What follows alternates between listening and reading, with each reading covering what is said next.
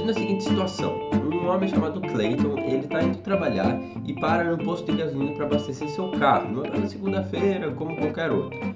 Quando ele vai abastecer, ele vai na conveniência do posto também, já compra uma água e um salgadinho Doritos. E quando ele vai pagar, ele vê que está mais caro do que da última vez que ele tinha abastecido o carro. Mais uma vez ele reclama dos altos preços dos combustíveis. Mas o que ele não sabe é que a garrafa de água e o Doritos também estão mais caros pelo mesmo motivo da gasolina. O que um salgadinho, uma garrafa d'água e a gasolina têm em comum? Tem mais em comum do que você imagina. Fica até o final que eu vou te explicar direitinho como isso funciona.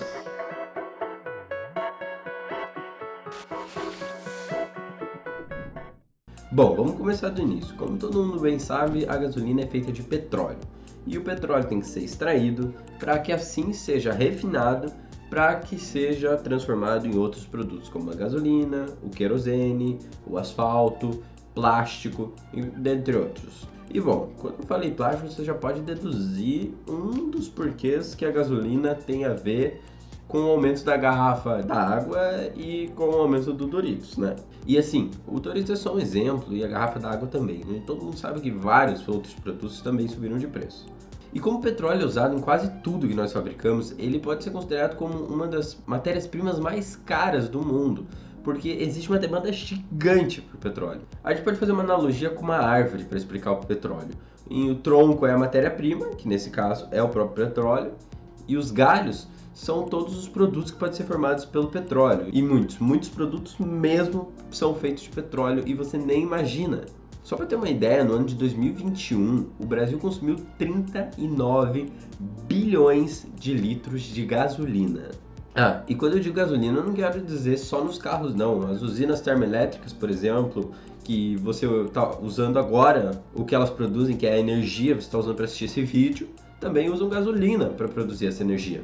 Então qualquer desbalanceamento ali na oferta e na demanda do petróleo afeta a economia como um todo praticamente. Então eu vou explicar, por exemplo, por que alguns produtos derivados do petróleo subiram junto com a gasolina. Para isso, vou fazer uma analogia para ficar mais fácil. Vamos lá.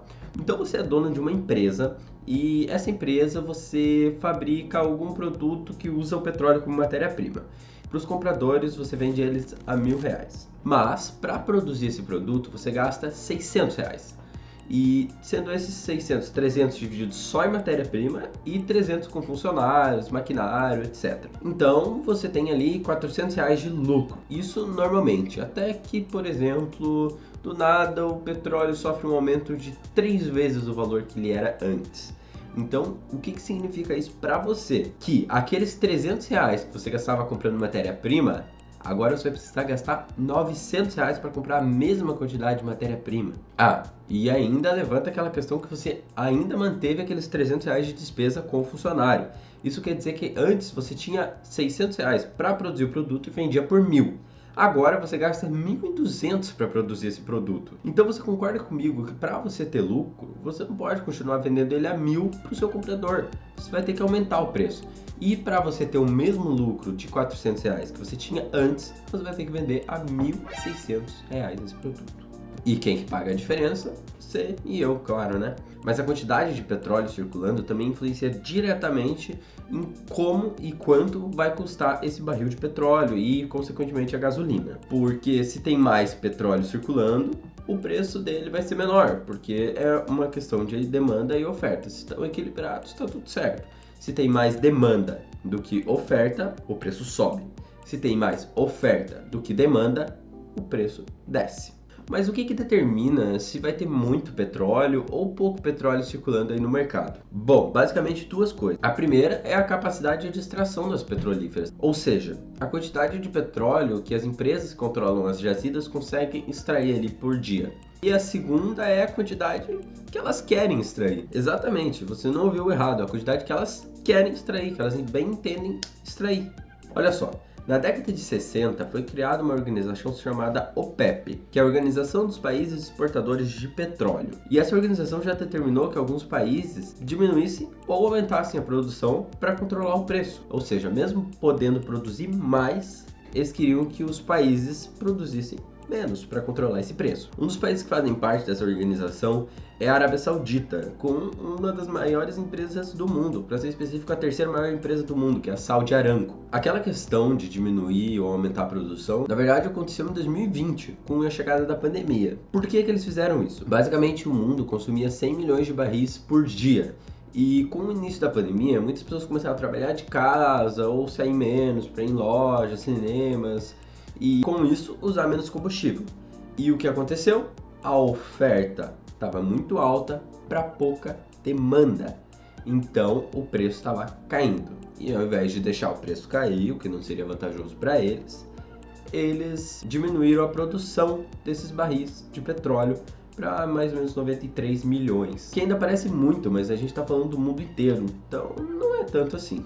Mas isso não durou muito, porque com os avanços científicos e do conhecimento das próprias pessoas que foram perdendo um pouco o medo do Covid, as pessoas voltaram a sair e, consequentemente, a demanda voltou a crescer, mas a oferta não. Então o que aconteceu foi que agora nós temos muito mais demanda por petróleo do que oferta. Mas antes não estava tudo certo, antes da pandemia, não é só as empresas voltarem a produzir o que elas faziam antes e baixar esse preço? Aí que está o grande X da questão. As empresas não estão conseguindo extrair a quantidade de petróleo que a demanda está exigindo. Mas você pode perguntar, elas não estão conseguindo ou elas simplesmente não querem voltar a produzir mais? Pois é, não tem como a gente saber. Porque a gente não sabe se eles simplesmente não querem mais produzir ou se eles realmente não podem. Mas tem que concordar comigo que é estranho eles não poderem produzir a mesma quantidade que eles faziam antes. Porque, querendo ou não, a gente sabe que quanto mais caro a gente paga aqui e no mundo todo, mais as empresas lucram. Como, por exemplo, vocês podem ver nessa reportagem aí da Saudi Aramco, que é a maior empresa aí nesse ramo petrolífero, anunciou um aumento de 124% no lucro líquido em 2021 em comparação ao ano anterior. Basicamente, a demanda caiu em 2020, eles diminuíram a oferta. Agora a demanda volta a crescer, eles não aumentam a oferta. Então, além disso, outra coisa que atribui um aumento nos produtos em geral é que para levar o petróleo até você, existem custos, como a logística do transporte, funcionários, extração, maquinário, refinação aí do petróleo, que até chegar a você tem muita coisa envolvida. Mas nesse processo meio que existe uma bola de neve. Porque, por exemplo, quando o preço do barril sobe, da gasolina consequentemente sobe, então significa que o barco, o caminhão que ia transportar esses barris e que vai transportar a gasolina depois, ou que vai transportar seu alimento, paga mais caro agora em gasolina, seja ela diesel ou a gasolina comum mesmo. Então, para eles não arcarem sozinhos com esse custo a mais, o preço aumenta para nós de novo. Tem mais um fator agravante que é o real em relação ao dólar. Vamos supor que uma empresa como a Petrobras quer exportar ali R$1 milhão em gasolina. E é dos Estados Unidos que usa o dólar. Quando o dólar valia R$1 exatamente, ela gastaria 1 milhão para exportar 1 milhão em dólar de gasolina, certo? Tudo certo. Agora, com o dólar hoje valendo 4,72, a mesma quantidade de gasolina que antes ela gastava R$1 milhão, agora ela vai gastar 4,7 milhões para exportar essa mesma quantia. Mas aí tem aquela questão, né, que todo mundo sabe e é verdade. O Brasil tem petróleo pra caramba, por que simplesmente ao invés de ficar jogando lá pro exterior, a gente não usa o próprio petróleo? Sim, na verdade ele é atualmente o 16º país com maior reserva de petróleo do mundo. Porém, a qualidade desse petróleo não é tão boa. Existe um nível ali de quão puro o petróleo é. Para refinar esse petróleo é possível, mas exige um maquinário muito caro e muito desenvolvido que a gente não tem aqui. E se tivesse, acabaria saindo mais caro do que simplesmente importar essa gasolina de fora. Então acaba valendo mais a pena para as empresas e para nós que eles simplesmente importem de outros países o petróleo melhor, o petróleo pronto, já a gasolina, do que simplesmente refinar aqui mesmo. O último fator que eu vou falar nesse vídeo é os impostos. No Brasil a gente já não tem um histórico muito bom com imposto, né? Olha só aqui do lado a composição do preço da gasolina, contando impostos e o lucro que a empresa tem que ter em cima do litro da gasolina. Eles sozinhos não explicam tanta coisa, porque, querendo ou não, desde o início da pandemia até agora, não variou tanto esse nível de impostos. Na verdade, eles variaram bem pouco, por isso eles não são considerados ali como o fator, sim só mais um. Bom, então é por isso que eu estou trazendo uma oportunidade aqui para quem quer trabalhar sem sair de casa e que quer simplesmente não precisar gastar 1 litro de gasolina no mês, se quiser. Além do mais, não ter que se preocupar com logística, entrega de produto, essas coisas. Envolvem um alto custo e um alto tempo ali para você ficar elaborando. O que eu tô falando? Eu tô falando de vender infoprodutos. Esse mercado tem crescido bastante, certamente você já ouviu falar de algum curso à venda aí, e você mesmo pode vender curso sem precisar ter curso. Eu já falei em outro vídeo aqui, mas esse mercado te permite afiliar-se a um produto e simplesmente vender ele por uma comissão. E não são comissões baixas, tá? Variam ali em média de 50% a 80% a comissão do produto. Vendendo produto de R$100, porém até R$80, hein? Se você se interessar por isso, tem um link aí na descrição para você entender melhor, beleza? Esse foi o vídeo de hoje. Eu tô meio gripado, então minha voz ficou esquisita aí um pouco, mas não tô gravando. Então deixa o seu like aí já para ajudar. E se você não é inscrito, se inscreve. Valeu? Até a semana que vem. Falou!